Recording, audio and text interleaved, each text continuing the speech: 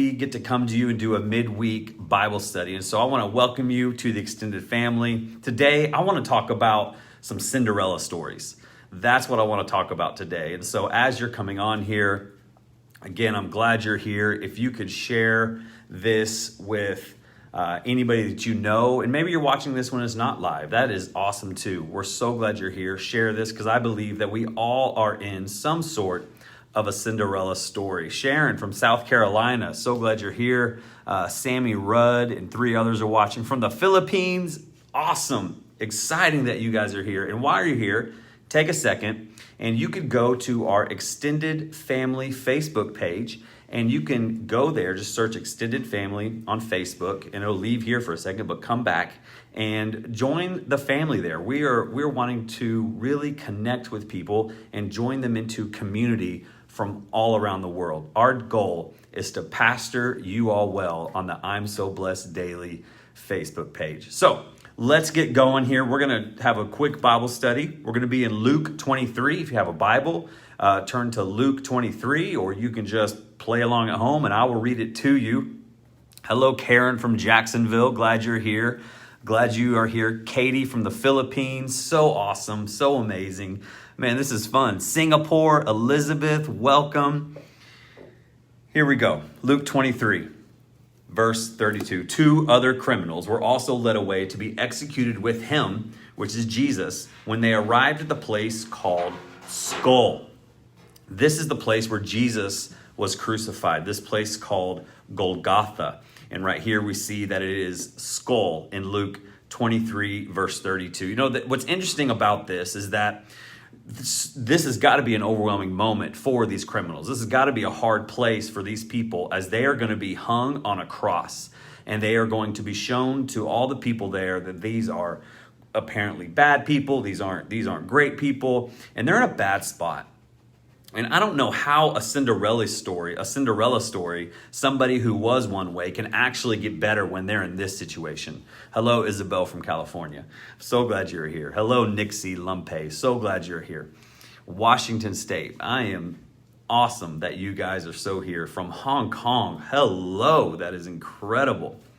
So a Cinderella story, how can a Cinderella story come from somebody who is going to be hung on a cross, who is hanging on a cross? Well, you may be asking yourself the question, how can my life be a Cinderella story? Because maybe right now you are overwhelmed with work. Maybe you're overwhelmed with the coronavirus that's everywhere. Maybe you're in a situation right now and you're like, I don't have any idea how I can actually have something good come from this.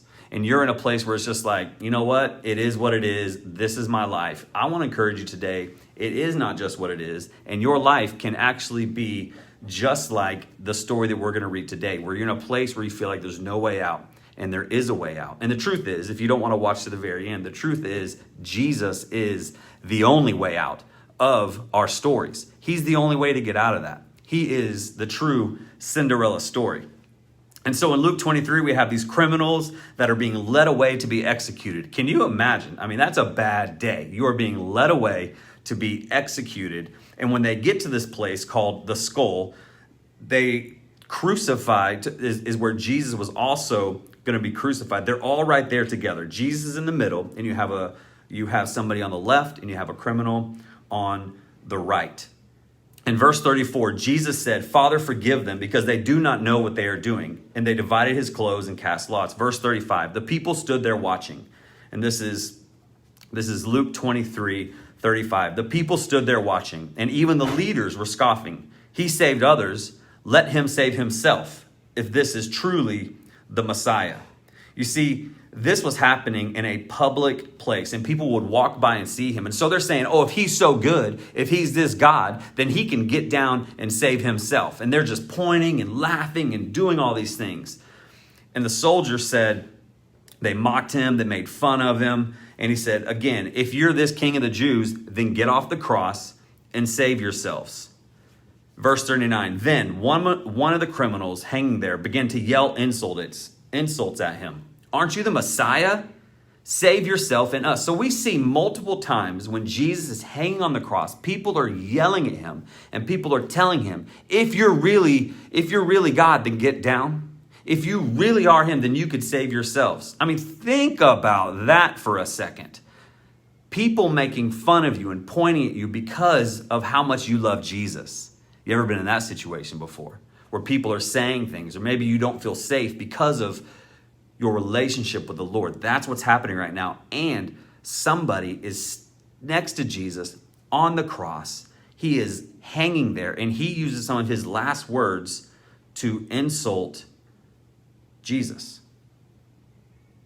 I mean, when you're hanging on a cross, you got to understand that taking a breath, so their arms are out. You may not be able to see it, but their arms are stretched. And to breathe while you're on the cross, you had to pull yourself up so that your lungs could open and you could breathe. And these people are wasting their breath by just pulling themselves up and yelling at Jesus. This one on the cross is just taking his last breaths, and he is yelling at Jesus and telling him he is nothing. I mean, obviously, this guy's life was rough. Obviously, he's up there. He's a criminal. He had a hard life. He had things going on. And man, it was tough. And the truth is, some of us are hurt so badly. I want you to catch this. Some people are hurt so badly, but the only thing that they know to do is to hurt other people. And that's what we're seeing right here. Sometimes because we're hurt, all we know is to hurt other people. Let me encourage you that yes, maybe you've been hurt, and yes, maybe you've been through some things, and you don't have to act out on other people for that, because there is hope, and you do have a Cinderella story. You don't have to live in that anymore.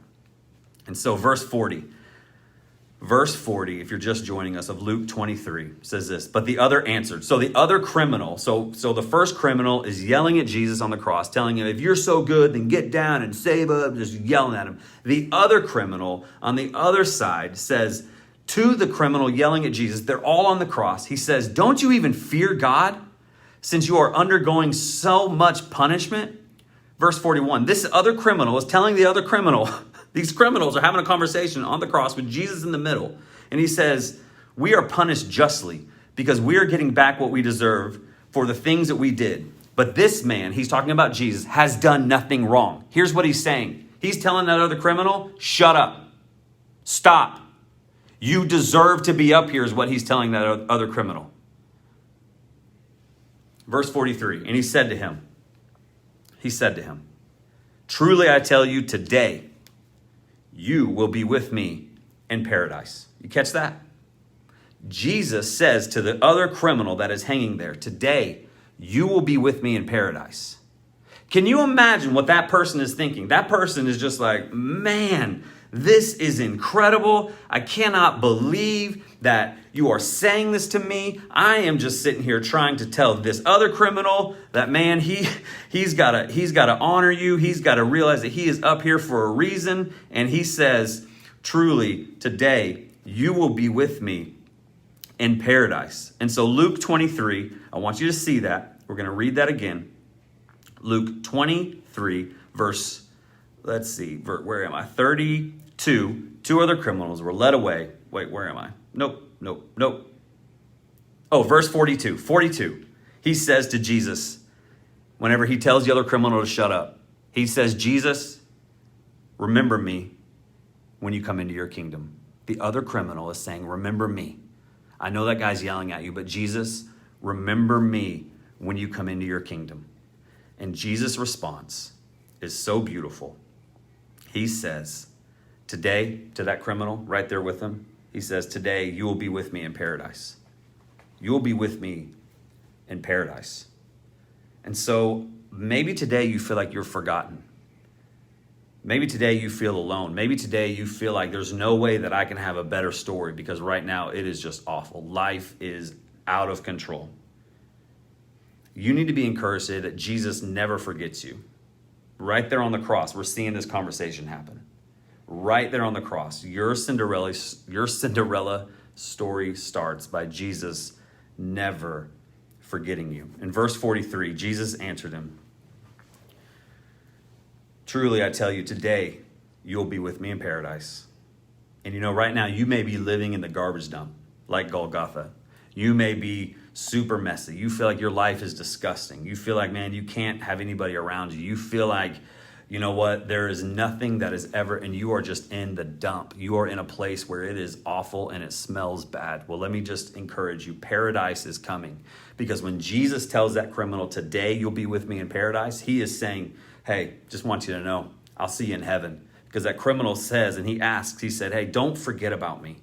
Don't forget about me, Jesus. I'm right here on the cross with you. Paradise came to that messy place.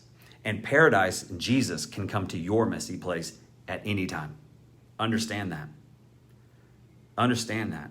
The short prayer, man, all we need to do is to enter that paradise with Jesus. For us, whenever we die, we're all going to go somewhere. That's the truth.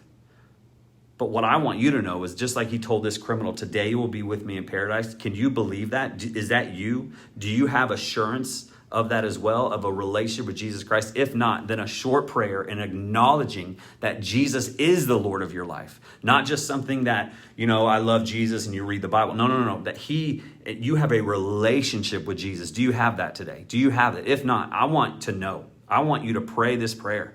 I want you to say, Jesus, forgive me. Wash me clean. I want to know you. And if you pray that prayer for the very first time, man, I want to celebrate with you. And I want you to go, you can go in the notes, and there's a place where you can click on ExtendedFamily.church /saved. And if you go there, man, I'm going to connect with you personally. There's a lot of people on here, which is awesome, but I want to connect with you. I want to help you take your next steps with Christ. And so you can see it on the back right here, ExtendedFamily.church. If you go there, man, I want to pastor you. I want to help you. I want to celebrate with you as you take these next steps with Christ, because your dump, how you feel and the mess that you're in, man, I want you to know that Jesus wants to take you out of that. He wants to take you out of that. Yeah, life's still going to be hard. Life is going to happen. Life happens. But he wants to take you out of it, because whenever you have him living inside of you, yes, it's messy. Yes, things are going on. But you know ultimately that he is there. And so we have nothing.